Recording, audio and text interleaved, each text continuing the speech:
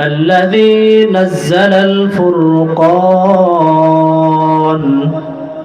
هدى للناس وبينات من الهدى والفرقان الذي خلق الإنسان وكرم وعلمه من البيان ما لم يعلم فسبحان الذي لا يحصى امتنانه باللسان ولا بالقلم ونشهد أن لا إله إلا الله وحده لا شريك له لا ضد له ولا ند له لا مثل له ولا مثيل له لا شبه له ولا شبيه له لا ولد له ولا والد له وهو الواحد الفرد الصمد لم يلد ولم يولد ولم يكن له كفوا أحد ونشهد أن سيدنا ونبينا وحبيبنا وحبيب ربنا وطبيبنا وطبيب قلوبنا ومولانا وأولانا محمدا عبد الله ورسوله صلى الله تعالى عليه وعلى آله وأصحابه وبارك سلم تسليما كثيرا أرسله الله تعالى بالحق بشيرا ونذيرا وداعيا إلى الله بإذنه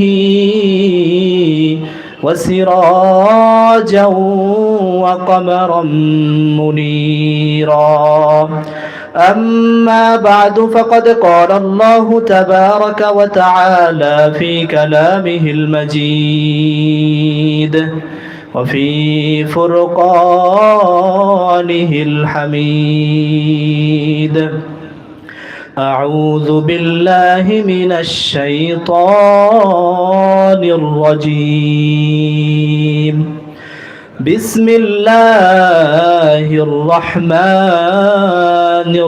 الرحيم والذين إذا فعلوا فاحشة أو ظلموا أنفسهم ذكروا الله فاستغفروا لذنوبهم ومن يغفر الذنوب إلا الله ولم يصروا على ما فعلوا وهم يفعلون وقال رسول الله صلى الله عليه وسلم كل بني آدم خطاؤون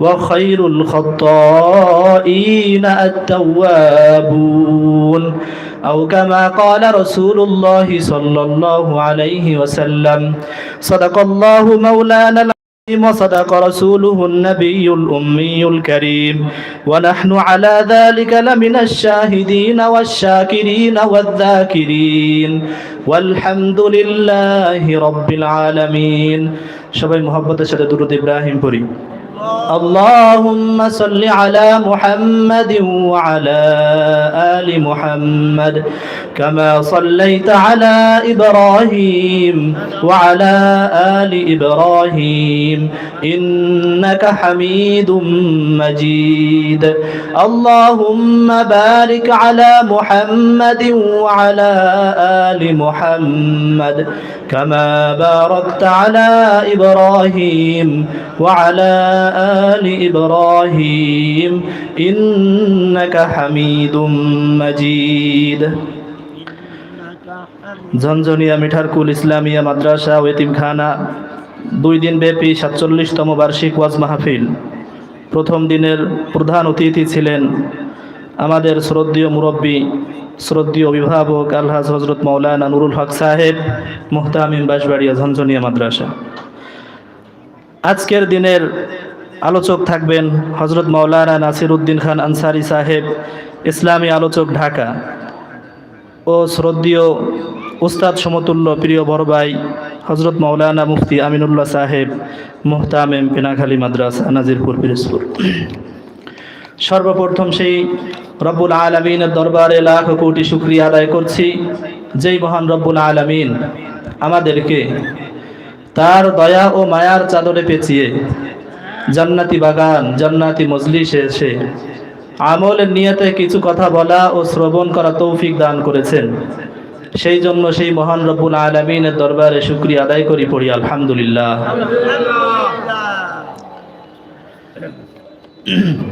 দুনিয়ায় যেমন পরীক্ষা হলে পরীক্ষায় 2 ধরনের ছাত্র থাকে, 2 ধরনের শিক্ষার্থী থাকে।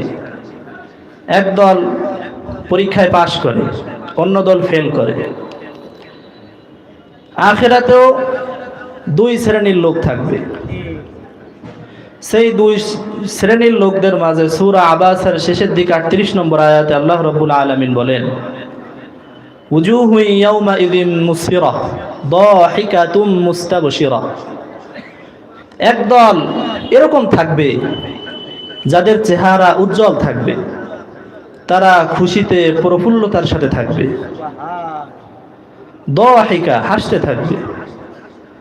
আর একটা দল থাকবে উজুহু ইয়াউমাইযিন আলাইহা গাবারা, যাদের চেহারা থাকবে ধুলায় দূষরিত, মনে হচ্ছে ধুলার ভিতর কষ্টে গড়াগড়ি করেছে। বাচ্চারা খেলাধুলো করলে বিকেলবেলা যখন ঘরে ফিরে আসে তখন দেখতে ভালো লাগে না, কারণ খেলাধুলো করে শরীরে বালি ইত্যাদি ধুলোবালি লাগিয়ে এসেছে। তো একটা দল এরকম থাকবে, পুরো মলিন চেহারা, কেমন যেন পৃথিবীতে সে এসে কোনোদিন সুখ দেখেছিল কিনা এইটা সে বুঝে না। তাহলে একটা দল যারা খুশিতে হাসে, আর একটা দল যারা চেহারা মলিন করে বসে আছে। তাহলে এই 2 দল, এক দল কেন খুশি আর এক দল কেন মুখ কালো? আল্লাহ রাব্বুল আলামিন বলেন, কিয়ামত যখন হবে সমস্ত মানুষ ইয়া নাফসি বলে জমা হবে। তো ওই সময় আল্লাহ রাব্বুল আলামিন বলবেন, ইকরা কিতাবাকা কাফা বিনাফসিকাল ইয়াউমা আলাইকা হাসিবা। কাউকে কাঠ গড়ায় দাঁড়ানো লাগবে না, উকিল মানা লাগবে না, কাহারও কোনো সাক্ষীর আজকে ওইভাবে দরকার নাই। তোমার ভাইয়ের সাক্ষী লাগবে না, তোমার আত্মীয় স্বজনের সাক্ষী লাগবে না। এই একটা কিতাব, এই কিতাবই তোমার সাক্ষীর জন্য যথেষ্ট। ওই কিতাবটা কি কিতাব? আমল নামা। ওইটা কি? কিরামান কাতিবিন ইয়ালামুনা মা তাফআলুন। আমরা মনে করি 2 জন ফেরেশতা, একজনের নাম কিরামান আর একজনের নাম কাতিবিন। আসলে ফেরেশতাদের নাম এটা না। কিরামান সম্মানিত, কাতিবিন লেখক, মানে সম্মানিত ফেরেশতা আমাদের কাছে থাকে। আমরা যে ভালো কাজ করি তারা সাথে সাথে লিখে ফেলান, যে খারাপ কাজ করি সেটাও সাথে সাথে লিপিবদ্ধ হয়ে যায়। তো ওই আমল নামাটা কিয়ামতের দিন আল্লাহ রাব্বুল আলামিন দিয়ে বলবে, এই আমল নামাই আজকে তোমার জন্য কষ্ট। তো আমল নামাটা দেবে কোন পদ্ধতিতে? সূরা হাক্কার মধ্যে আল্লাহ রাব্বুল আলামিন বলেন, ফাআম্মা মান উতিয়া কিতাবাহু বিয়ামিনিহি ফায়াকুলু হাউম ইকরাউ কিতাবিয়া। যার আমল নামাটা ডান হাতে দেওয়া হবে সে খুশিতে বলবে, আমার আমল নামাটা দাও দাও। আত্মীয় স্বজন, পাশে যারা সহপাঠী বন্ধু বান্ধব থাকবে তাদের নিয়ে বলবে, দেখো আমার আমল নামা পড়ো। তো পরীক্ষায় যে সন্তানেরা পাশ করে তারা খুশিতে রেজাল্ট শিট আব্বু আম্মুরে দেখায়, পাড়া প্রতিবেশীরে দেখায়, এবং ওই রেজাল্ট শিট নিয়ে আব্বুও তার বন্ধু বান্ধবকে দেখায়, দেখো আমার ছেলে পাশ করছে, খুশিতে। তো যার আমল নামাটা ডান হাতে দেওয়া হবে সে খুশিতে মানুষকে বলতে থাকবে, ওই যে খুশি, চেহারা উজ্জ্বল, হাসতে থাকবে। কেন? আমলনামা কি ডান হাতে পেয়ে গেছে। ফাসাউফা ইউহাসাবু হিসাবান ইয়াসীরা, আমলনামা ডান হাতে পেলে তার হিসাব সহজ হয়ে যায়, আল্লাহ রাব্বুল আলামিন তাকে জান্নাতবাসী করে দিবেন। তবে পক্ষান্তরে ওই যে যাদের চেহারা ধুলায় দূষরিত, ফাআম্মা মান উতিয়া কিতাবাহু বিশিমালি ফায়াকুলু ইয়া লাইতানি লাম উতা কিতাবিয়া ওয়ালাম আদরি মা হিসাবিয়া, যার আমলনামাটা বাম হাতে দেয়া হবে সে বলবে, হায়, এই আমলনামা যদি না থাকতো, আমি যদি হিসাব ভুলে যেতাম, আমার মৃত্যুই যদি শেষ মৃত্যু হয়ে যেত, পুনরায় যদি আমাকে হাসরের ময়দানে পুনরায় না উঠানো হতো, এইটা আমার জন্য ভালো হতো। তাহলে আমলনামা ডান হাতে পেলে ওই সময় মানুষ খুশি হবে, আর আমলনামায় বাম হাতে গেলে মানুষ কষ্টে থাকবে, কারণ তার অনেক আযাব তার জন্য অপেক্ষা করতেছে। তাহলে এবার আপনারা বলুন, যার আমলনামায় গুনাহ দিয়ে ভরপুর, তার আমলনামা কি ডান হাতে পাওয়ার কোনো সম্ভাবনা আছে? তবে যার আমলনামাটা যদি নেকি দিয়ে ভরপুর থাকে, তাহলে সে আমলনামা আশা করা যায় ডান হাতে পেয়ে যাবে। নবী করিম সাল্লাল্লাহু আলাইহি ওয়াসাল্লাম বলেন, তুরাদুল আমাল ফিল ইসনাইন ওয়াল খামিস, আমলনামা প্রত্যেক সপ্তাহে সোমবার এবং বৃহস্পতিবার আল্লাহর কাছে পেশ করা হয়। তাহলে প্রত্যেক সোমবার আমলনামাটা আল্লাহর কাছে চলে যাবে, আবার প্রত্যেক বৃহস্পতিবার আমলনামাটা চলে যাবে। তা আমাদের মূল দায়িত্ব হলো ওই আমলনামাটা আল্লাহর কাছে গুনাহমুক্ত পাঠানো। তাহলে এই গুনাহমুক্ত থাকার জন্য কিছু আমল আছে, আজকে সেই বিষয়ে কথা বলবো। আল্লাহ রাব্বুল আলামিন সর্বপ্রথম যেন আমাকে এবং আপনাদেরকে আমল করার তৌফিক দান করেন। এক নম্বর পদ্ধতি হলো গুনাহ ক্ষমা করার, গুনাহ থেকে বেঁচে থাকার এক নম্বর পদ্ধতি হলো তওবা করা। সবসময় তওবা করা। আল্লাহ রাব্বুল আলামিন সূরা তাহরিমে বলেন, ইয়া আইয়ুহাল্লাযীনা আমানু তুবু ইলাল্লাহি তাওবাতান নাসুহা, হে ঈমানদারেরা, তোমরা একনিষ্ঠতার সাথে মনকে স্থির করে আল্লাহর দিক ধাবিত করে তোমরা তওবা করো। তাহলে এই তওবা করলে কি হবে? আসা রাব্বুকুম আন ইউকাফিরা আনকুম সাইয়্যাতিকুম ওয়া ইউদখিলাকুম জান্নাতিন তাজরি মিন তাহতিহাল আনহার, যদি তোমরা খালেস নিয়তে আল্লাহর কাছে তওবা করতে পারো, আল্লাহ রাব্বুল আলামিন খুশি হয়ে তোমাদেরকে ক্ষমা করে দিবেন। আশা করা যায় তোমাদের গুনাহ আল্লাহ ক্ষমা করে দিবেন, তোমাদেরকে এমন জান্নাতে প্রবেশ করাবেন যেই জান্নাতের নিচ দিয়ে নহর প্রবাহিত হবে। তাহলে তওবা করতে হবে। তওবার আমল যদি সবসময় থাকে, তাহলে আমার আমলনামায় কোনোদিন গুনাহ থাকবে না। তওবার ব্যাপারে কয়েকটি কথা নবী করিম সাল্লাল্লাহু আলাইহি ওয়াসাল্লাম বলেন, ইবনে মাজার হাদিস, আত-তাইবু মিনাজ যামবি কামান লা যামবা লাহ, যদি কোনো ব্যক্তি তওবা করে তাহলে কেমন যেন সে ওই ব্যক্তির ন্যায় হয়ে গেল যার জিন্দেগিতে কোনো গুনাহ নাই। তাহলে তওবা করলে আমার মনে হবে আমি নিষ্পাপ, আমার কোনো কি নাই, গুনাহ নাই। তবে আল্লাহ রাব্বুল আলামিন মানুষকে এইভাবেই সৃষ্টি করেছেন, ফেরেশতাদেরকে সৃষ্টি করেছেন, তাদের কোনো নফস নাই, ওরা শুধু আল্লাহর ইবাদতেই মশগুল থাকে। যাকে যেই কাজের জন্য সৃষ্টি করেছেন তা সে সেই কাজেই নিয়োজিত থাকে। কিন্তু আমাকে আপনাকে আল্লাহ রাব্বুল আলামিন একটা নফস দিয়েছেন, আমাদের মধ্যে নেকের কাজ গুনার কাজ, তবে গুনার কাজের ভিতর নফসটা বেশি ধাবিত থাকবে, সেই শক্তি আল্লাহ নফসকে দিয়ে দিয়েছেন, এই জন্য গুনাহ হয়ে যাবে। নবী করিম সাল্লাল্লাহু আলাইহি ওয়াসাল্লাম বলেন, কুল্লু বনি আদম খাতা, প্রত্যেক বনি আদম ত্রুটিশীল, আমার গুনাহ হয়ে যাবে, আপনার গুনাহ হয়ে যাবে। আমরা জেনে গুনাহ করব, না জেনে গুনাহ করব, বুঝিয়ে আমাদের গুনাহ হয়ে যাবে, না বুঝে হয়ে যাবে, শয়তানের ওয়াসওয়াসায় পড়ে হয়ে যাবে, লোভে পড়ে হয়ে যাবে, সম্মানের ভয়ে গুনাহ হয়ে যাবে। কিন্তু আল্লাহ রাসূল বলেন, ওয়া খায়রুল খাত্তাঈনা আত-তাওয়াবুন, তবে ওই সকল বান্দারাই ভালো গুনাহগার কিন্তু আল্লাহর কাছে তওবা করে। গুনাহ হয়ে যাবে, কিন্তু গুনাহের মধ্যে সর্বোত্তম হচ্ছে ওই ব্যক্তি যে তওবা করে। নবী করিম সাল্লাল্লাহু আলাইহি ওয়াসাল্লাম বলেন, ইন্নাল্লাহা ইয়াকবালু তাওবাতাল আবদি মা লাম ইউগারগির। মৃত্যুর গড়গড়া আসা পর্যন্ত তওবা কবুল হয়। মৃত্যুর গড়গড়া মানে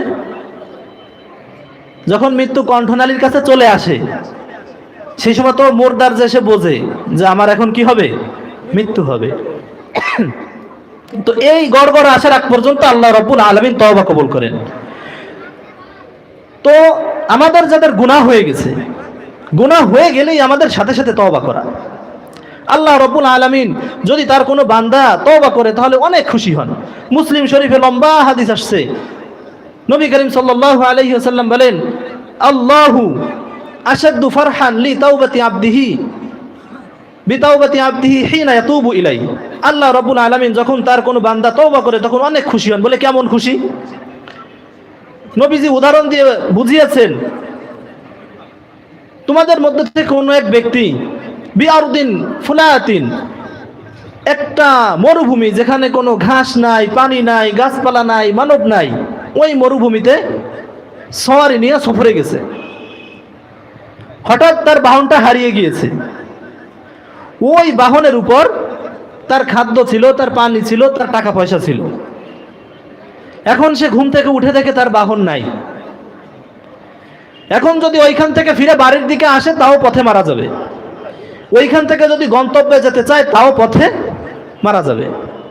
আশেপাশে কোনো মানব নাই, কোনো পানি নাই, কিছু নাই, কোনো খাবার নাই। টেনশনে আবার নৈরাশ হয়ে গাছের নিচে শুয়ে পড়ছে। শুয়ে পড়ার পর হঠাৎ ঘুম ভাঙছে, দেখে বাহন তার পাশে দাঁড়ানো। তাহলে সে এখন বলতেছে, তাহলে কেমন খুশি? সে আধা ঘন্টা 1 ঘন্টা আগেও সে চিন্তা করতেছিল, আমার মনে হয় কি বিভীষিকাময় এক মৃত্যু হবে, কঠিন মৃত্যু হবে, আমি না খেয়ে মারা যাব, আমি রোদে পুড়ে মারা যাব। কিন্তু বাহন আমার কাছে চলে আসছে। তা খুশিতে এসে বলতেছে, আল্লাহুম্মা আব্দি, আল্লাহুম্মা, হে আল্লাহ। কি বলছে? হে আল্লাহ। বলার পরে বলতেছে, আনতা আব্দি ওয়া আনা রব্বুকা।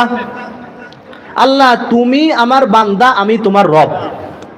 ভুলে বলে ফেলছে, খুশিতে ভুলে সে বলে ফেলছে। খুশিতে বলতেছে, আল্লাহ তুমি আমার বান্দা, আমি তোমার রব। আখতামিন সিদ্দাতিল ফারহি, ওই বাহন পাওয়ার পরে খুশিতে সে মুখ দিয়ে কি বের হয় টের পায় না। আল্লাহ রাব্বুল আলামিন বলেন, আমার কোনো বান্দা যদি তওবা করে তাহলে ওই বান্দার থেকে আমি আল্লাহ বেশি খুশি হই। নবী করিম সাল্লাল্লাহু আলাইহি ওয়াসাল্লাম হাদিস শুনিয়ে গিয়েছেন, আল্লাহ রাব্বুল আলামিন কত দয়ালু। নবী করিম সাল্লাল্লাহু আলাইহি ওয়াসাল্লাম বলেন, ইন্নাল্লাহা ইয়াবসুতু ইয়াদাহু বিল-লাইল লিয়াতুবা মুসিউন নাহার। হে মানুষেরা, তোমরা শুনে রাখো, আল্লাহ রাব্বুল আলামিন রাতের বেলায় তার দয়ার হাত প্রসারিত করে দিয়ে রাখেন, যাতে দিনের বেলা যেই সকল বান্দারা গুনাহ করেছে তারা যেন মাপ চাইতে পারে। ওয়ায়াবসুতু ইয়াদাহু বিন-নাহার লিয়াতুবা মুসিউল লাইল হাত্তা তাতলু আশ-শামস। ওইরকম ভাবে আল্লাহ রাব্বুল আলামিন দিনের বেলাও দয়ার হাত প্রসারিত করে রাখেন, ক্ষমার হাত প্রসারিত করে রাখেন, যাতে করে রাতের বেলা যেই সকল বান্দারা গুনাহ করেছে তারা যেন তওবা করতে পারে, তারা যেন মাপ চাইতে পারে। এরকম চলতে থাকবে কিয়ামত পর্যন্ত। তওবার দরজা কিয়ামত পর্যন্তই খোলা, মৃত্যুর আগ পর্যন্তই খোলা। তবে তওবার মতন তওবা যদি বান্দা করতে পারে তাহলে আল্লাহ রাব্বুল আলামিন তার জীবনের সমস্ত গুনাহ খাতা মাফ করে দিবেন। মুসা আলাইহিস সালামের জামানায় এক পাপিষ্ঠ মুসা আলাইহিস সালাম থেকে ঘাড় ধাক্কা দিয়ে বের করে দিয়েছেন যে তোর এলাকায় কোনো ঠাঁই নাই। জঙ্গলে গেছে। ফালাম্মা করুবাল মাউত, যখন মৃত্যু নিকটবর্তী আসছে,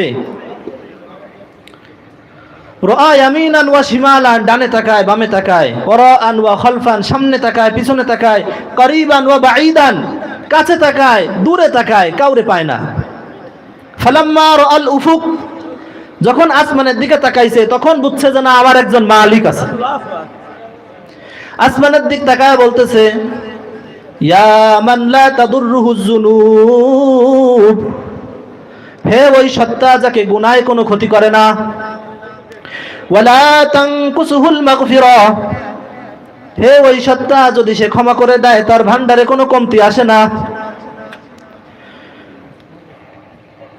আপনি আমাকে দেখেন, আমুতু ফরিদা ওয়াহিদা, আমি এইখানে একা একা পয়রা মরতেছি।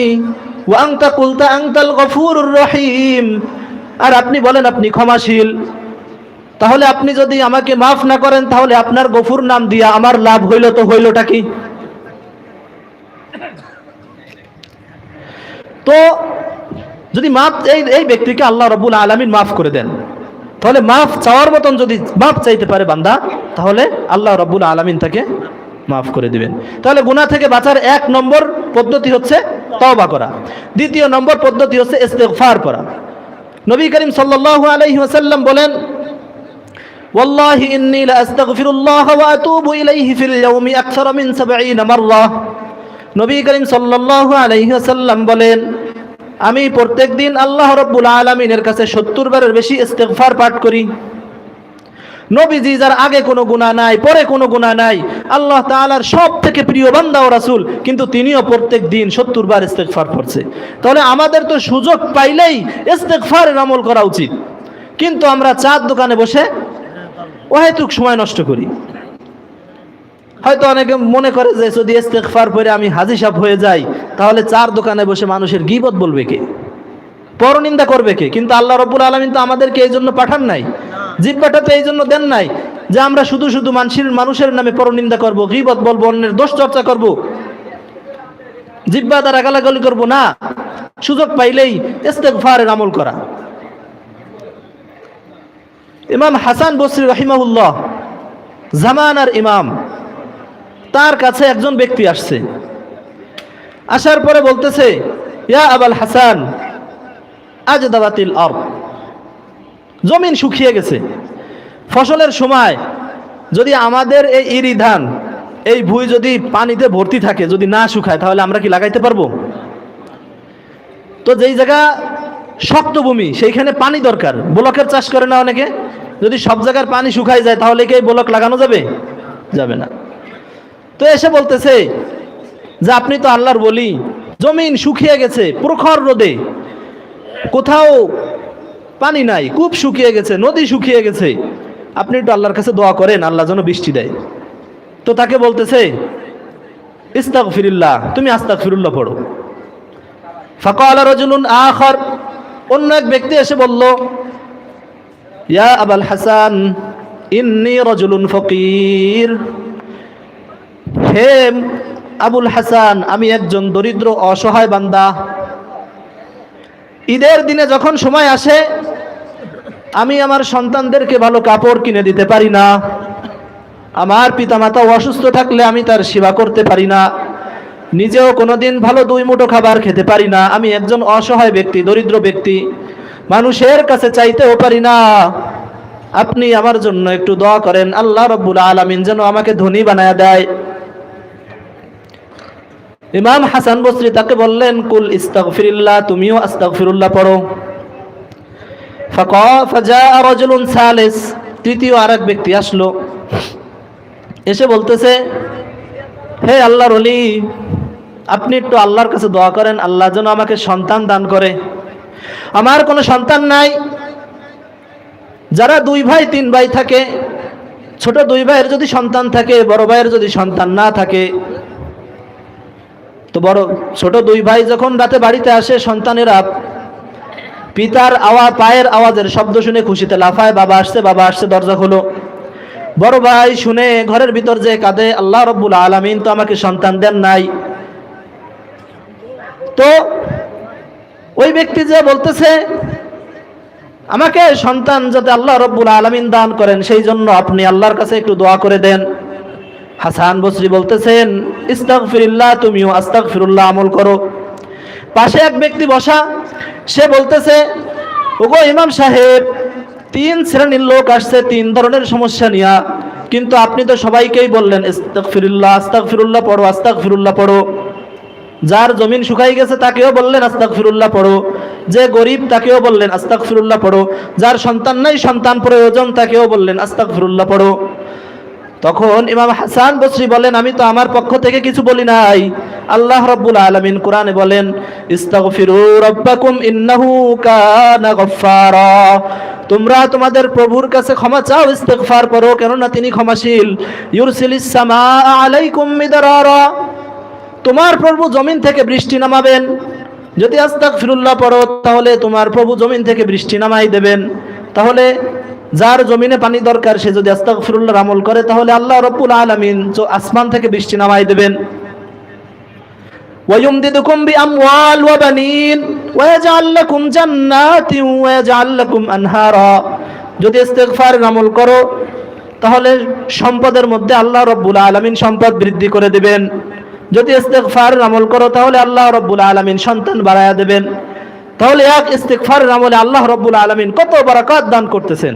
এই জন্য সবসময় আস্তাগফিরুল্লাহ আস্তাগফিরুল্লাহ পড়তেই থাকা। আল্লাহ রাব্বুল আলামিন বলেন والذين إذا فعلوا فاحشة أو ظلموا أنفسهم ذكروا الله। ওই সকল বান্দা ফালু ফাহিশাতান যারা খারাপ কাজ করেছে, অন্যায় কাজ করেছে, গুনার কাজ করেছে, আও যালামু আনফুসাহুম অথবা নিজেদের উপর জুলুম করেছে। নিজেদের উপর জুলুম কেমনে করে? আল্লাহ রাব্বুল আলামিন আমাকে জিহ্বা দিয়েছেন জিকির করার জন্য, সৎ কাজের আদেশ করার জন্য, ভালো কথা বলার জন্য, কিন্তু আমি এই জিহ্বার দ্বারা যদি মানুষকে গালি দেই, বকাবকি দেই, খারাপ কথা বলি, কষ্ট দেই, তাহলে আমি আমার জিহ্বার উপর জুলুম করলাম। আল্লাহ রাব্বুল আলামিন হাত দিয়েছেন, এই হাত দ্বারা রাসূল সাল্লাল্লাহু আলাইহি ওয়াসাল্লাম বলেছেন মান রাআ মিনকুম মুনকারান ফালইয়ুগাইয়ির বিয়াদি। যদি সমাজের ভিতর কোনো কোরআন বিরোধী আইন চলে, যদি রাসূলকে নিয়ে ঠাট্টা করা হয়, বিদ্রূপ করা হয়, আল্লাহর বিরুদ্ধে খারাপ কথা বলা হয়, তাহলে তুমি এই হাত দ্বারা ওই মিথ্যা ওই পাপাচার রুখে দিবা। কিন্তু এই হাত দ্বারা যদি আমি অন্যকে হত্যা করি, অন্যের মাল আত্মসাৎ করি, অন্যের আল ঠেলে জমি খাই, তাহলে আমি এই হাতের উপর জুলুম করলাম। চোখ দিয়েছেন আল্লাহ রাব্বুল আলামিন কালামুল্লাহ শরীফ পড়ে দেখার জন্য, কিন্তু এই চোখ দ্বারা যদি আমি গুনার কাজ করি তাহলে আমি এই চোখের উপর জুলুম করলাম। শরীরের প্রত্যেকটা অঙ্গ প্রত্যঙ্গ আল্লাহ রাব্বুল আলামিন তার ইবাদতের জন্য বানিয়েছেন, আমানত স্বরূপ আমাদেরকে দিয়েছেন। আমি যদি এই অঙ্গ দ্বারা কোনো গুনাহ করি তাহলে আমি এই অঙ্গের উপর জুলুম করলাম, আল্লাহর সাথে বড় খেয়ানত করলাম। ছোট পাপ বড় পাপ যে কোনো পাপ খেয়ানত, সব কি খেয়ানত। তো যাই হোক, যারা জুলুম করেছে নিজেদের উপর, যাকারুল্লাহ সাথে সাথে আল্লাহকে স্মরণ করেছে, ফাস্তাগফিরু লিযুনুবিহিম আল্লাহর দরবারে ইস্তিগফার করেছে, ক্ষমা চেয়েছে। ওয়া মান ইয়াগফিরুয যুনুবা ইল্লাল্লাহ আর তারা বলে আল্লাহ ছাড়া গুনাহ মাফের আর কে আছে? কেউ নাই, গুনাহ ক্ষমাকারী একমাত্র আল্লাহ। ওয়ালাম ইউসিররু আলা মা ফাআলু ওয়া হুম ইয়াফআলুন আর তারা যে গুনার কাজ করেছে এই গুনার কাজ যদি দ্বিতীয়বার আর না করে তাহলে এই সকল ব্যক্তির উপহার কি? উলাইকা জাযাউহুম মাগফিরাতুম মির রাব্বিহিম ওয়া জান্নাতুন তাজরি মিন তাহতিহাল আনহার। এই সকল ব্যক্তির পুরস্কার হলো আল্লাহ রাব্বুল আলামিন এই সকল ব্যক্তিদেরকে ক্ষমা করে দিবেন এবং এই সকল ব্যক্তিদেরকে জান্নাত দিয়ে দিবেন। তাহলে ইস্তিগফারের আমল করা, ইস্তিগফারের আমল করলে আল্লাহ রাব্বুল আলামিন আমাদের কোনো চিন্তা চেতনা খারাপ চিন্তা রাখবেন না। নবী করিম সাল্লাল্লাহু আলাইহি ওয়াসাল্লাম বলেন মান লাজিমাল ইস্তিগফার, ওই ব্যক্তি যে ইস্তিগফারকে লাজিম করে নিয়েছে, ইস্তিগফারকে আবশ্যক করে নিয়েছে, সময় পাইলেই সে ইস্তিগফার করে, জাআলাল্লাহু লাহু মিন কুল্লি দীকিন মাখরাজান, আল্লাহ রাব্বুল আলামিন তাকে সমস্ত পেরেশানি থেকে মুক্তি দিয়ে দেন। ওয়ামিন কুল্লি হাম্মিন ফারজান, আল্লাহ রাব্বুল আলামিন সমস্ত পেরেশানি থেকে মুক্তি দিয়ে দেন, সমস্ত কঠিন কাজ থেকে আল্লাহ রাব্বুল আলামিন তাকে বের হওয়ার সহজ পথ দিয়ে দেন। ওয়া ইয়ারযুকুহু মিন হাইসু লা ইয়াহতাসিব, এবং তাকে এমন স্থান থেকে রিজিক দেন সে নিজেও টের পায় না। তো সুতরাং আমাদের সকাল সন্ধ্যা সময় পেলেই সবসময় আমরা কি পড়বো?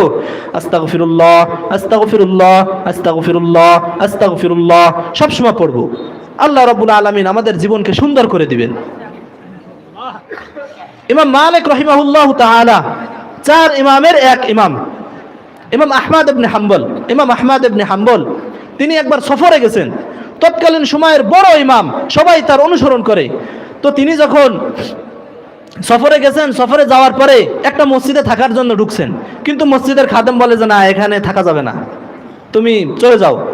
তো সে বলছে ঠিক আছে, তাহলে আমি সিঁড়িতে থাকি, কারণ কেচি গেট বা দরজা থাকে তো সিঁড়ির ভিতরে, সিঁড়ি তো বাহিরে থাকে। বলছে আমি কি সিঁড়িতে থাকি? বলছে না, এই সিঁড়িতেও থাকা যাবে না। তো জামানার ইমাম, বড় হুজুর, আমরা যেটা আর কি বুঝি বড় হুজুর, তো সে দেখতেছে দূরে একটা জায়গা আলো জ্বলে, তো ওইখানে গেছে, যায় দেখে এক খুব বাস রুটি ভাজে এক ব্যক্তি, এক বালক যুবক, সে কি ভাজে? রুটি ভাজতেছে। তো ওখানে গিয়ে বসছে, বসার পর দেখতেছে, দেখে আশ্চর্য হয়ে গেছে, দেখতেছে যখন খামি থেকে আটা নেয় সে পড়ে আস্তাগফিরুল্লাহ, যখন বেলার জন্য রাখে বলে আস্তাগফিরুল্লাহ, যখন রুটি তাওয়ায় দেয় আস্তাগফিরুল্লাহ, উল্টায় আস্তাগফিরুল্লাহ, নামায় আস্তাগফিরুল্লাহ। তো এটা থেকে আশ্চর্য হয়ে গেছে, আশ্চর্য হয়ে তাকে বলতেছে হাল ওয়াজাত্তা লি ইস্তিগফারিকা সামারাতান, এই তুমি যে ইস্তিগফারের আমল করো, তুমি ইস্তিগফারের কোনো ফায়দা পাইছো, কোনো উপকার পেয়েছো? তো বলতেছে ওয়াল্লাহি মা দাআউতু দাওয়াতান ইল্লা ক্বাদ উজিবতু। আল্লাহু আকবার। তো বলতেছে আমি আল্লাহর কাছে যা দোয়া করছি, যেই দোয়া করছি আল্লাহ রাব্বুল আলামিন আমার দোয়া কবুল করেছেন। ইল্লা দাওয়াতান ওয়াহিদা, একটা দোয়া এখনো আল্লাহ কবুল করেন নাই। তো ইমাম আহমদ ইবনে হাম্বল বলতেছে মা হিয়া, তো সেই দোয়াটা কি, কোন দোয়াটা করছো যেটা আল্লাহ এখনো কবুল করে নাই? এ জিজ্ঞাসা করছে কে? ইমাম আহমদ ইবনে হাম্বল, বড় হুজুর যে, সে জিজ্ঞাসা করছে। তো উনি বলতেছে রুয়াতু ইমাম আহমদ ইবনে হাম্বল, আল্লাহ রাব্বুল আলামিনকে বলছিলাম আল্লাহ আহমদ ইবনে হাম্বলকে আমার সাথে একটু সাক্ষাৎ করাই দিন, এই দোয়াটা এখনো কবুল হয় নাই। তো ইমাম আহমদ ইবনে হাম্বল বলতেছে আমি তো আহমদ ইবনে হাম্বল, তাহলে তোমার কারণেই আল্লাহ আমি ওই যে মসজিদে থাকতে গেছিলাম, মসজিদের একজন দারোয়ান সে আমাকে মসজিদে থাকতে দেয় নাই, সিঁড়িতে থাকতে দেয় নাই। কেন? তুমি যে ইস্তেগফারের আমল করে আল্লাহর কাছে দোয়া করছো, আল্লাহ ইমাম আহমদ ইবনে হাম্বলকে আমার সাথে একটু সাক্ষাৎ করাই দেন, আল্লাহ আমাকে তোমার কাছে নিয়ে আসছে। তাহলে আমরা ইস্তেগফার বেশি বেশি করব, তাহলে আল্লাহ রাব্বুল আলামিন আমাদের দোয়া সব সময় কবুল করবে, কখনো ফিরায়া দেবেন না। তাহলে গুনাহ থেকে পরিত্রাণ পাওয়ার 1 নম্বর গেছে তাওবা, 2 নম্বরে ইস্তেগফার, 3 নম্বরে গুনাহ মাপের আশায় বারবার ক্ষমা চাওয়া। নবী করিম সাল্লাল্লাহু আলাইহি ওয়াসাল্লাম বলেন হাদিসে কুদসি, আল্লাহ রাব্বুল আলামিন বলেন ইয়া বনি আদম ইন্নাকা মা দাউতানি ওয়া রাজাউতানি, তোমরা আমাকে যতবার স্মরণ করবে, আমার কাছে যত আশা রাখবে, যদি চাইতেই থাকো, স্মরণ করতেই থাকো, গফারতু লাকা আলা মা ফিকা ওয়ালা উবালি, তাহলে তোমার যত গুনাহ আছে আমি আল্লাহ রাব্বুল আলামিন সব গুনাহ মাফ করে দেব। আল্লাহ রাব্বুল আলামিন এই হাদিসের ভিতর আলো বলে ইয়া বনি আদম লাউ বালাগাত যুনুবুকা আনানাস সামা সুম্মা ইস্তাগফারতানি গফারতু লাকা ওয়ালা উবালি, হে আদম সন্তান, তোমার গুনাহ যদি আসমান সমপরিমাণ হয়ে যায়, এরপরও যদি তুমি আমার কাছে ইস্তিগফার করো, ক্ষমা চাও, তাহলে আমি আল্লাহ রাব্বুল আলামিন করে দিতে কারো পরোয়া করি না। ইয়া ইবনে আদম লা তাইতানি বিকুরাবিল আরদি খাতায়া সুম্মা লাকিতানি লা তুশরিক বি শাইআ, হে বনি আদম সন্তান, তোমরা যদি আমার সাথে সাক্ষাৎ করো কিয়ামতের দিন, যদি মনে করো যে তুমি জমিন পরিমাণ গুনাহ নিয়ে আমার কাছে আসছো, কিন্তু তোমার ওই গুনাহের মধ্যে কোনো শিরকের গুনাহ নাই, তুমি দুনিয়ায় বসে আমার কোনো শরীক করো নাই, আসমান আমি বানিয়েছি এটা তুমি স্বীকার করেছো, জমিন আমি বানিয়েছি এটা তুমি স্বীকার করেছো, সর্বক্ষমতার অধিকারী আমি এটা তুমি স্বীকার করেছো, যদি তুমি শিরকের গুনাহ ছাড়া তুমি আমার কাছে যত গুনাহ নিয়ে আসো লা তাইতুহা বিকুরাবিল মাগফিরাতান, তাহলে আমি তোমার কাছে ওই সমপরিমাণ দয়া ক্ষমা নিয়ে তোমার সামনে সাক্ষাৎ করব। তাহলে ইস্তেগফার করতে হবে, ইস্তেগফার করলে আল্লাহ রাব্বুল আলামিন আমাদেরকে অনেক নিয়ামত দেবে। এইটা হচ্ছে গুনাহ ক্ষমার আশায় বারবার কি করা, ক্ষমা চাওয়া। আমার গুনাহ মাফ হয়েছে কিনা এটা কি আমি জানি না, এই জন্য বারবার কি চাওয়া, ক্ষমা চাওয়া। 4 নম্বর হচ্ছে রাসূলের অনুসরণ করা। আল্লাহ রাব্বুল আলামিন সূরা আলে ইমরানের মধ্যে জানায় দেন কুল ইন কুনতুম তুহিব্বুনাল্লাহা ফাত্তাবিউনি ইউহিব্বুকুমুল্লাহ ওয়া ইয়াগফির লাকুম যুনুবাকুম ওয়াল্লাহু গফুরুর রহিম। আল্লাহ রাব্বুল আলামিন বলেন হে নবী আপনি জানায় দেন ইন কুনতুম তুহিব্বুনাল্লাহ, যদি তোমরা আল্লাহর ভালোবাসতে চাও, মানে আল্লাহর ভালোবাসা যদি পাইতে চাও, তাহলে ফাত্তাবিউনি, আমি নবীর অনুসরণ করো। তাহলে আমি নবীর অনুসরণ করলে কি হবে? ইউহিব্বুকুমুল্লাহ, আল্লাহ তাআলা তোমাদেরকে ভালোবাসবে। তাহলে আল্লাহ তাআলা যাকে ভালোবাসবে তার কোনো গুনাহ থাকবে? এই জন্য আল্লাহ রাব্বুল আলামিন বলেন আল্লাহ রাব্বুল আলামিন তোমাদের সকলের গুনাহ মাফ করে দিবে। তাহলে আমরা নবীজির অনুসরণ কেমন করব? নবীজি যা বলেছেন ডানে বামে তাকানো ছাড়াই সেটা মেনে নেওয়া। নবী করিম সাল্লাল্লাহু আলাইহি সাল্লাম যখন মেরাজের রাতে মক্কায় শুয়ে আছেন, 2 জন ফেরেশতা আসছে, আসার পরে নবীজিকে নিয়ে গেছে, নবীজি ওইখান থেকে বাইতুল মুকাদ্দাসে গেছেন, বাইতুল মুকাদ্দাসে সমস্ত নবীদের নামাজের ইমামতি করেছেন। এরপরে তিনি রফরফে উঠিয়া আসমানে গেছেন, এক আসমান, দুই আসমান, এরকম সপ্তম আসমান ত্যাগ করেছেন। ওই সপ্তম আসমান পাড়ি দেওয়ার পরে বাইতুল মামুরে গেছেন, 8 জান্নাত দেখছেন, 7 জাহান্নাম দেখছেন। এরপরে আল্লাহর সাথে লম্বা সময় আলাপ করছেন, আলাপ করার পরে আবার ওইখান থেকে বাইতুল মুকাদ্দাসে আসছেন, আসার পর মক্কায় এসে ফজরের নামাজ পড়েছেন। তো এই ফজরের নামাজ পড়ার পরে তিনি সমস্ত কাহিনী ঘটনা সারা রাত কি কি ঘটছে এইটা ওই মক্কার কুরাইশ বংশের যারা আছে তাদের কাছে বর্ণনা করতেছেন। তো যারা কাফের তারা তো হাসাহাসি করতেছে, আমরা 1 মাস লাগে বাইতুল মুকাদ্দাসে যাইতে মক্কা থেকে, আবার 1 মাস লাগে আসতে, আর উনি এক রাত্রে বাইতুল মুকাদ্দাসে গেছে, 7 আসমানে গেছে, আল্লাহর কাছ থেকে ঘুরে আবার মক্কায় চলে আসছে। ঠাট্টা বিদ্রুপ করতেছে, এলাকায় লাফালাফি হাঙ্গামা দাঙ্গামা।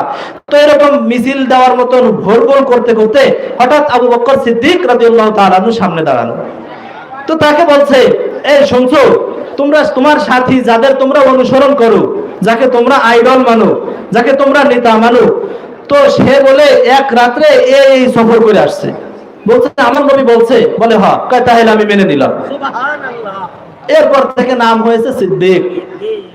আল্লাহ রাব্বুল আলামিন কোরআনে বলেন, ওয়ামাই ইউতিইল্লাহা ওয়ার রাসূল, ওই সকল ব্যক্তি যারা আল্লাহর হুকুম মানে, রাসূলের অনুসরণ করে, ফাউলাইকা মাআল্লাযীনা আন'আমাল্লাহু আলাইহিম মিনান নাবিয়্যিন, তাহলে এই যে সকল ব্যক্তিরা আল্লাহর অনুসরণ করলো, নবীর অনুসরণ করলো, তারা জান্নাতে নবীদের সাথে থাকবে।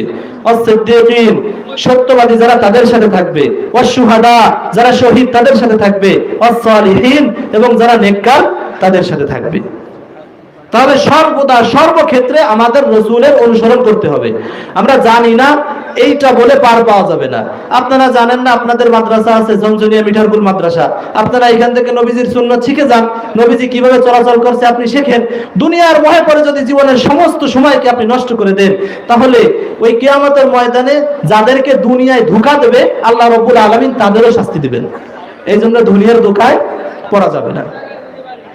5 নম্বর, আযান দেওয়া। আযান দিলে কি হয়? গুনাহ মাফ হয়। আবু দাউদ শরীফের হাদিস, নবী করিম সাল্লাল্লাহু আলাইহি ওয়াসাল্লাম বলেন, আল মুআযযিনু ইউগফারু লাহু মাদা সাউতি, মুয়াজ্জিনের আওয়াজ যত দূর পর্যন্ত যায় আল্লাহ রাব্বুল আলামিন তত দূর পর্যন্ত তার গুনাহকে ক্ষমা করে দেন। অনেক মসজিদে মুয়াজ্জিন খুঁজে পাওয়া যায় না, ইমাম যে সেই মুয়াজ্জিন, ইমাম যে সেই খাদেম না।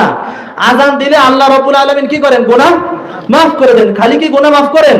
ওয়ায়াশহাদু লাহু কুল্লু রাতবিন ওয়া ইয়াবিসিন, কিয়ামতের দিন প্রত্যেক তাজা জিনিস, প্রত্যেক মরা জিনিস, সমস্ত জিনিস কিয়ামতের দিন ওই মুয়াজ্জিনের পক্ষে আল্লাহর কাছে সাক্ষী দেবে। তারা বলবে, আল্লাহ এই মুয়াজ্জিনকে ক্ষমা করেন, কেননা সে নামাজের জন্য আপনার নাম জোরে জোরে বলে বান্দাদেরকে ডেকেছে। আরো ফজিলত আছে, নবীজি বলেন, ওয়া শাহিদুস সালাত ইউকতাবু লাহু 25 সালাতান, যদি একজন ব্যক্তি সে নামাজে যদি শরীক হয় তাহলে ওই মুয়াজ্জিনের নামে আল্লাহ রাব্বুল আলামিন 25 ওয়াক্ত নামাজের সওয়াব লিখে দেন। ওয়া ইউকাফফারু আনহু মা বাইনাহুমা, এক নামাজ থেকে আরেক নামাজের সময় পর্যন্ত আল্লাহ রাব্বুল আলামিন তার গুনাহ ক্ষমা করে দেন। তাহলে গুনাহ মাফ হওয়ার, ক্ষমা হওয়ার, গুনাহ ছেড়ে দেওয়ার আরেকটা আমল হচ্ছে কি? আযান দেওয়া। এরপরে হচ্ছে 6 নম্বর, 2 রাকাত নামাজ পড়া। নবী করিম সাল্লাল্লাহু আলাইহি ওয়াসাল্লাম বলেন, মা মিন আবদিন ইউযনিবু যামবান, ওই বান্দা যে গুনাহ করে ফেলেছে, ফায়ুহসিনুত তুহুর সুম্মা ইয়াকুমু ফায়ুসাল্লি, এরপর সে সুন্দর করে পবিত্রতা অর্জন করেছে, তারপর দাঁড়িয়ে 2 রাকাত নামাজ পড়েছে, আল্লাহ রাব্বুল আলামিন বলেন, গফারতু লাহু, আমি তাকে ক্ষমা করে দিলাম। তাহলে গুনাহ হয়ে গেলে যদি 2 রাকাত নামাজ, সালাতুল ইস্তিগফার সব সময় পড়া, আমরা সময় বের করে 2 রাকাত সালাতুল ইস্তিগফার নামাজ কি করব? আদায় করব। আল্লাহ রাব্বুল আলামিন গুনাহ ক্ষমা করে দিবেন। 7 নম্বর, 5 ওয়াক্ত নামাজ পড়া। এক সাহাবী রাসূলের কাছে আসছে, আসার পরে বলতেছে, ইয়া রাসূলুল্লাহ, আমি একটা খারাপ কাজ করে ফেলেছি। তো খারাপ কাজ করে ফেলেছি, নবী করিম সাল্লাল্লাহু আলাইহি ওয়াসাল্লাম বললেন, অপেক্ষা করলেন। এরপর সাথে সাথে আয়াত নাজিল হয়ে গেল। আয়াত নাজিল হইল, আয়াতে আল্লাহ রাব্বুল আলামিন বলেন যে তোমরা দিনের 2 ভাগে এবং রাতের 1 ভাগে নামাজ আদায় করবে। তাহলে নামাজ আদায় করলে কি হবে? ইন্নাল হাসানাতি ইউযহিবুনাস সাইয়্যাত, এই যে যেই আমল করলা, নামাজ পড়লা, এই নামাজ তোমাদের গুনাহকে মিটিয়ে দিবে। তো সেই সাহাবী বলতেছেন, এই হুকুমটা কি শুধু আমার জন্য? নবীজি বলতেছেন না, এই হুকুম এটা আমার সমস্ত উম্মতের জন্য। যদি কারো গুনাহ হয়ে যায়, তবে যদি সে 5 ওয়াক্ত নামাজ পড়ে, তাহলে আল্লাহ রাব্বুল আলামিন তাকে ক্ষমা করে দিবেন। 8 নম্বর, জামাতের সাথে নামাজ আদায় করা। এক ব্যক্তি নবী করিম সাল্লাল্লাহু আলাইহি ওয়াসাল্লামের কাছে আসছেন, এসে বলছেন, ইয়া রাসূলুল্লাহ, আসাবতু হাদ্দান, আমি তো আমার উপর হদ লাযিম হয়ে গেছে, আমি একটা খারাপ কাজ করছি, ফাকিম আলাইয়া, আপনি আমাকে শাস্তি দিয়ে দেন। তো রাবী বলেন, ফাহাদরাতিস সালাত, নামাজের সময় হয়ে গেল। ফাসাল্লা রাসূলুল্লাহ সাল্লাল্লাহু আলাইহি ওয়াসাল্লাম ওয়া সাল্লামানা মাহু ওয়া সাল্লাইনা মা, নবীজি নামাজ পড়লেন, আমরা তার সাথে নামাজ পড়লাম। ফালাম্মা কদাতিস সালাত, নামাজ যখন শেষ হয়ে গেল, তখন ওই ব্যক্তি আবার দাঁড়াইছে, দাঁড়ায় বলছে, আল্লাহর রাসূল, আমার গুনাহ হয়ে গেছে, আপনি আমাকে কিতাব অনুযায়ী শাস্তি দিয়ে দেন। তো নবীজি বলতেছেন, হাল হাজারতা মানা, এই তুমি কি নামাজে আমাদের সাথে শরীক হয়েছো? লোকটা বলল, হ্যাঁ। তাহলে বলছে, যাও, আল্লাহ রাব্বুল আলামিন তোমাকে ক্ষমা করে দিয়েছেন। তাহলে জামাতের সাথে নামাজ আদায় করলে আল্লাহ রাব্বুল আলামিন কি করেন? গুনাহ মাফ করে দেন। এক অন্ধ সাহাবী ছিল, সেই অন্ধ সাহাবী নবীজিকে বলতেছেন, আল্লাহর রাসূল, আমাকে যদি একটু ছাড় দেওয়া যায়, আমার কোনো এরকম লোক নাই যে মসজিদ পর্যন্ত নিয়ে আসবে, তো একটু রুখসুত দিলে আমি বাড়ি বসে নামাজ পড়বো একা একা। নবীজি বলছেন, ঠিক আছে। তো সাহাবী যখন যাচ্ছে, তখন বলতেছে, এই হাল সামিআতান নিদা, তুমি কি আজান শোনো? মানে, হ্যাঁ, আমি তো আজান শুনি। বলতে, তাহলে তুমি মসজিদে এসে আজানের সাড়া দিবা, অর্থাৎ আজান যে শুনবে সে মসজিদে নামাজে আসবে। এক অন্ধ সাহাবী, তারও মসজিদে এসে নবী করিম সাল্লাল্লাহু আলাইহি সাল্লাম কি করছেন? নামাজ পড়ার আদেশ দিয়েছেন। তো যতগুলি কথা বললাম, আল্লাহ রাব্বুল আলামিন আমাদের সবাইকে আমল করে, গুনাহ মুক্ত রেখে, গুনাহ ছেড়ে দিয়ে, আল্লাহর ডাকে সাড়া দিয়ে, ওই কিয়ামতের দিন আমল নামা যেন আমরা ডান হাতে পাই, আল্লাহ রাব্বুল আলামিন সেই কাতারে আমাদের শামিল করুন। সবাই পড়েন আমিন। ওয়া আখিরু দাওয়ানা আনিল হামদুলিল্লাহি রাব্বিল আলামিন। আসসালামু আলাইকুম ওয়া রাহমাতুল্লাহ। আলহামদুলিল্লাহ, চমৎকার আলোচনা শুনতেছিলাম। আসলে আমাদের মাহফিলের